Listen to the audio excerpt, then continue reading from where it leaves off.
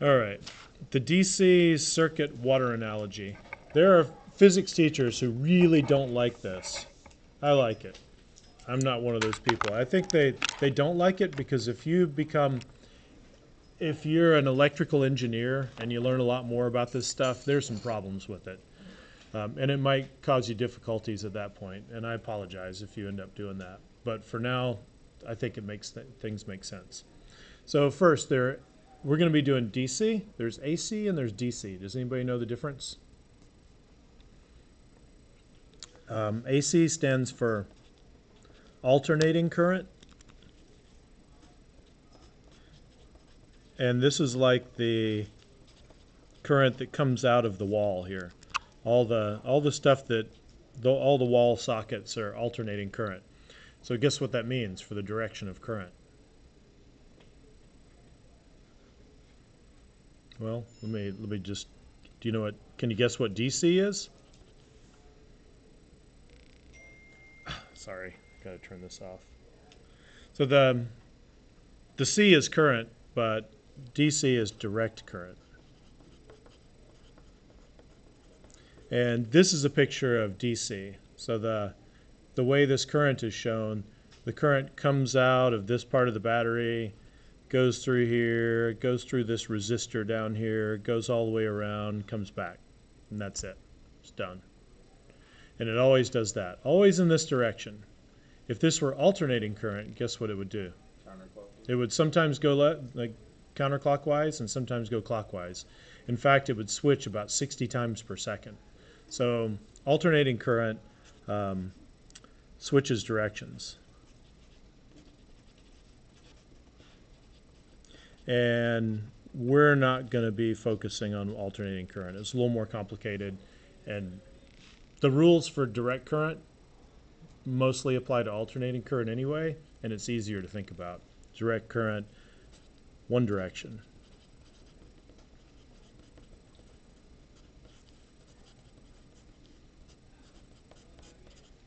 So that's the difference. So an electric circuit, I printed out a copy of a little cheat sheet of what I wrote years ago when I did this. What did I call this? A closed loop that electrons can travel in. I'm glad I looked that up. A closed loop that electrons can travel in. Is anybody taking like AP Lang? So I don't know if they're big on grammar anymore, but I just made a grammatical error. Nobody cares about it anymore, but it bothers me. Has anybody picked it out? Closed loop that, first of all, it's not a sentence, it's a fragment. But closed loop that electrons can travel in. You're not supposed to end sentences in prepositions. Like, technically, I should say, this is a closed loop in which electrons can travel. Have you ever heard that? Yeah. Yeah, so anyway, I just wanted to confess my no-no. So this is a closed loop. If you break it right there, then it's not closed anymore, and electrons aren't going to travel. So that's a good simple definition for electric circuit. And the analogy is an electric circuit with electrons flowing is a lot like the lazy river. Has anybody been to Jay Peak? The lazy river at Jay Peak. It just flows around and around. Somewhere there's a pump, and then there's this current. And there may be some places where there are resistance, but I don't know if there really are. And there's probably a reservoir it's connected to somewhere, just like this is connected to the ground. Okay, so number 3, in the water circuit above, what makes the water move? The pump. And in the electrical circuit, what makes the electricity move? The battery. So sometimes these are called EMFs, or electromotive force. It could be a battery, it could be a generator, it could be whatever it is that's a source of electrical energy. But it's like the pump there. It gets the stuff moving. In the electrical circuit, what's the word we use for the amount of charge that flows around the circuit? Watts is a unit, but there's like, if you have more of this flowing around, then we say there's more what? No, no. So how about the water? If there's more water flowing around, or the water is flowing faster, we say there's more current. Yeah, so it's the same really in both cases. So in an electrical circuit, the word for the amount of charge is current. And I'm going to say same as the water. This pencil is driving me crazy. Sorry. I really like my mechanical pencils until they start misbehaving.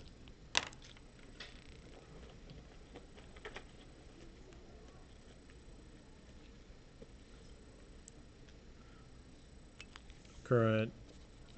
This one's misbehaving too. Wonder if it's the weather. Same as water. Okay, in the water circuit, what slows down the water during its trip around the circuit? Yeah, so this narrow part, that little bottleneck right there, the narrow bottleneck, and it's labeled with an R for resistance. And it's resistance in either case. What slows down the current as it travels through the electrical circuit? Resistor. It's this thing. This is a resistor. I'll write resistor there. And a resistor can be, it could be a light bulb, it could be a table saw, it could be anything that's using the electricity. It could also be something put there just to slow it down, because sometimes you just want to reduce the amount of current so that it doesn't burn up your wires. What slows it down? A resistor. And resistor is just the generic word for anything that resists the flow. And now we're going to go to FET. So get out your Chromebook if it's not already open playing games, and go to FET DC or Circuit Construction Kit. So I'm just going to type FET Circuit Construction Kit DC. There are various ways to get there, and I'm opening it up. And when you get to it, my sheet doesn't say whether to open up lab or intro. Let's just open up intro. I think it'll probably have everything we need for now. So what I want you to do for number 8 is build a circuit with one light bulb and one battery.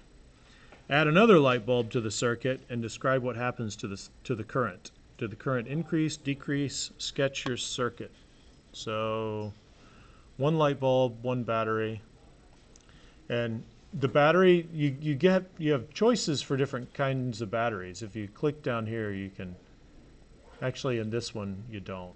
The intro just gives you one battery choice. So you pull a battery out, and then a light bulb, you can move, if you grab these little red things, you can rotate the light bulb around.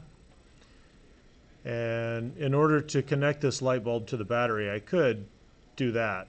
But in order to connect it to the other end of the battery, what do I need? Got to get a conductor, yeah. And I can break this. I can click on that junction and break that apart. I'm going to use 2 wires. I'm going to take this wire out, put it on like this. Another wire over here, put it like that, and there we go. And this shows electrons. I'm going to come around and see if you're, so if you're not doing this, dude, get your Chromebook out, unless your Chromebook's not working, so you can try it too.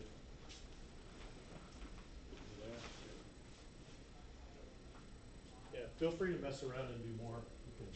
You can do other stuff with it, but at least do this. You can add resistors or whatever.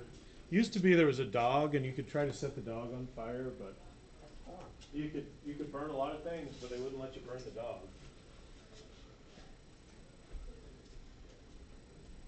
But then they've taken the dog away. Now they won't even let you try to burn the dog. So let's see if I'm going to zoom in on mine. So take a look up at the screen for just a second, and I want to talk about a couple of things. This shows electrons moving. Ben Franklin, whose picture used to be over there, we covered him up. He is the reason that even though electrons do this, we say current goes like that. It's backward. We just do it backward. Why? Because we've always done it backward, and it would be too confusing now to switch over. So everything that tells you which way current goes is wrong, because the electrons are really going the other way. So you can leave it on electron mode, or you can switch it to conventional current mode. Doesn't really matter to me. But if I put it on electrons, this battery has it's like a, what's the copper top battery? What's that brand, do you know? Yeah, it looks like a Duracell advertisement here. So the copper end, the one the electrons are attracted to, is that the positive end or the negative end? Positive. That's why the electrons are going to it. And then the negative end over here, that's where the electrons come out. But if we do so-called conventional current, this is the way people show electricity flowing. And so the electricity is going through this. Does anybody know what this is made out of? Thomas Edison tried many different things before he found a good filament. Lead. Tungsten. Yeah, so lead would vaporize really quickly if you made a lead filament. He tried lots of different stuff, but tungsten will get hot because of the electrons going through it, and then it glows. Another really high melting point. Yeah, high melt, so it works well. And another thing, inside a light bulb, does anybody know what's in there? They get rid of a lot of the air, so it's kind of a vacuum in there, which means not much oxygen, and you need oxygen for a fire. So he came up with a filament that doesn't burn easily, and then surrounded by no air, no oxygen, so it doesn't burn easily. Okay, so anyway, this is, I've got this light bulb, and you can see the electrons flowing, or you can see the electrical, the conventional current. If I add another light bulb to the circuit, what's going to happen to the current? So this is kind of a trick question, because there are two ways I can do it. We can do what's called add it in series, or I can add it in parallel. So I'm going to break this. First, look at how fast those are going. And I can measure this. This thing that's over here called an ammeter, I'll put it here, and it says there are 0.9 amps of current. Now I'm going to break it, no current, because the circuit's open. Now I'm going to put this bulb over here, and when I connect this wire right there and right here, what's going to happen? What's about to happen? Yeah, nothing's happening yet because I need one more wire. But when I do this, slower, you think? Yes. So the electrons are going slower. It's only half the current. So, oh, what did I do there? Oh, I moved this over. So let me undo that. I'm going to break this, and I'm just going to short circuit this. So now we get more current again. So why did the current decrease when I did this?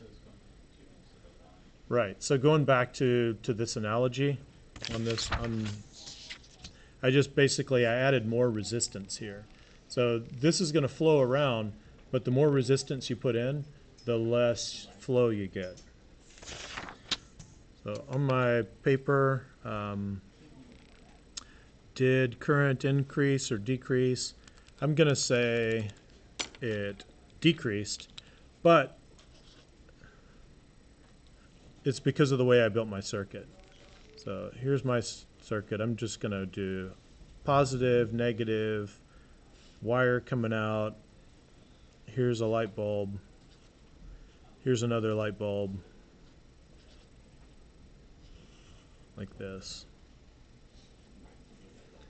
So that's a picture of my circuit. A very bad one. I can do this a different way so that the current won't decrease. And we're not going to have time to really get into why, but so the current right now Let me disconnect this. This is the current. Current is, Got 9 amps. the current is 0.9 amps in mine. And does anybody know how I could put another light bulb in there and I'll still keep 0.9 amps More battery. up above? Like, Yeah. Okay. So this is what I've. this is what Macy did. This is not what I was thinking, but you can. I could just put this one up here. I'll show you. There are multiple ways to do this. Mine looks awkward. It's not fine. I want to rotate my Okay, mine. bulb around You want lighting. there.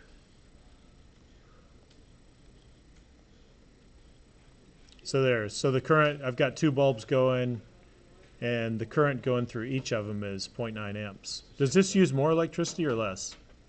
Same amount. More. Well, this will use more because it's powering 2 bulbs. Will it look? Oh, yeah. Have you started a fire yet? Nope. If you keep going, you can start a fire. Oh God, look how many.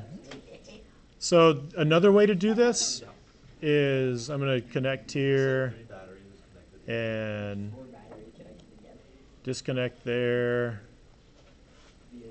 and connect this here, connect this here. I have more stuff in the lab.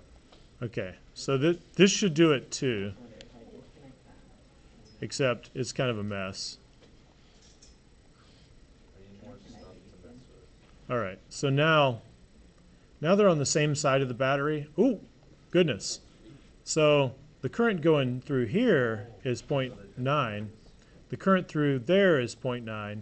The current through there is 0.9, but here it's twice as much. Why is it twice as much right there? I upgraded the amp. No, Can anybody explain to me right here where I'm measuring? It's twice as much current as either this or this. Because it has to split up into 0.9. Yeah, so it's like a river. The main channel's coming out right here, and then there's a branch of the river that goes through here, a little island over here, and another branch of the river that goes through there, around the other side of the island. So if a river splits up, then you're not going to have as much water going through either branch, and they have to add up to the total. Let's stop there. I'll grade the quizzes, get them back to you next class. We'll review for the test, then we'll get back to doing this stuff. And we'll be building real circuits soon. Have you started fires? I managed to get 45 amps. I need 45,000 amps. Oh, and you got fire. Yeah, and it's powering. I don't know how. None of it's not powering anything. Let's remember not to, yeah, when you don't power anything, that's one of the best ways to cause a fire. But it's still powering the light without powering anything. It's very confusing. That was, yeah. Oh, so the light is lighting up? It's not my field. Mr. Yando, do you want me to leave the projector on? Okay, I'll just mute it. I don't need to grab my pencil. It's right next to me.